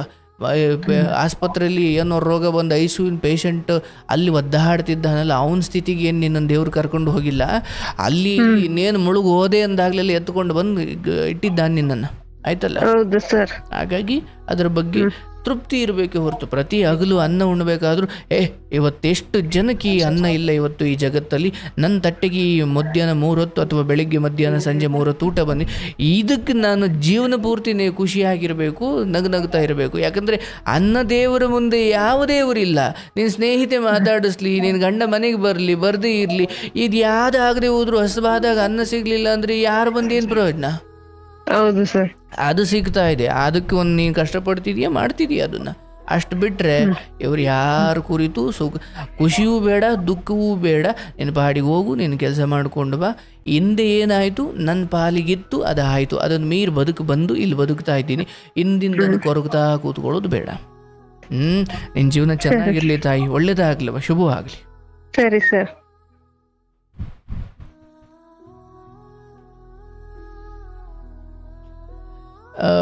ಪಾಪ ಅಲ್ಲಿಂದ ಕಷ್ಟ ನೋಡ್ಕೊಂಡು ಬಂದಿರೋ ಹೆಣ್ಮಗಳು, ನನಗೆ ಅರ್ಥವಾಗುತ್ತೆ. ನಮ್ಮ ಭಾವನೆಯನ್ನು ಅರ್ಥ ಮಾಡ್ಕೊಳ್ಳೋರು ಯಾರೂ ಸಿಗದೇ ಇದ್ದಾಗ ಮನಸ್ಸಿಗೆ ಏನು ನೋವಾಗಬಹುದು. ನಾನು ಅದನ್ನು ಗ್ರಹಿಸಬಲ್ಲೆ, ಅಂದಾಜಿಸಬಲ್ಲೆ. ಬಟ್ ಏನು ಮಾಡ್ತೀರಿ, ಪ್ರಹ್ಲಾದ ನರಸಿಂಹದೇವರನ್ನು ಅಥವಾ ಪ್ರಹ್ಲಾದ ಹೇಗೆ ವಿಷ್ಣುವನ್ನು ನಂಬಿ ರಾಕ್ಷಸರ ನಡುವೆಯೂ ನೆಮ್ಮದಿಯಾಗಿ ಬದುಕ್ತಿದ್ನೋ ಹಾಗೆ ಭಗವಂತನನ್ನು ನಂಬಿ ನಮ್ಮ ಕೆಲಸವನ್ನು ಮಾಡ್ತಾ, ಕೆಲಸ ಕೊಟ್ಟವರಿಗೆ ನಿಯತ್ತಾಗಿರ್ತಾ, ಕಟ್ಟಿಕೊಂಡವರಿಗೆ ನಾವು ನಿಯತ್ತಾಗಿರ್ತಾ, ಮುಟ್ಟಿಸಿದ ಮಕ್ಕಳಿಗೆ ನಾವು ಜವಾಬ್ದಾರಿಯುತವಾಗಿರ್ತಾ, ಚಪಲಗಳಿಲ್ಲದೆ ಒಳ್ಳೆ ರೀತಿಯಲ್ಲಿ ಬದುಕಿದ್ರೆ ಅಷ್ಟೇ ಸಾಕು, ದೇವರು ಮೆಚ್ಚುತ್ತಾನೆ. ಅವ್ರು ಹಿಂಗಂದ್ರೆ ಇವ್ರು ಹಂಗಂದ್ರೆ ಯಾಕೆ ಬೇಕವ್ವ? ಒಳ್ಳೆಯದಾಗಲಿ.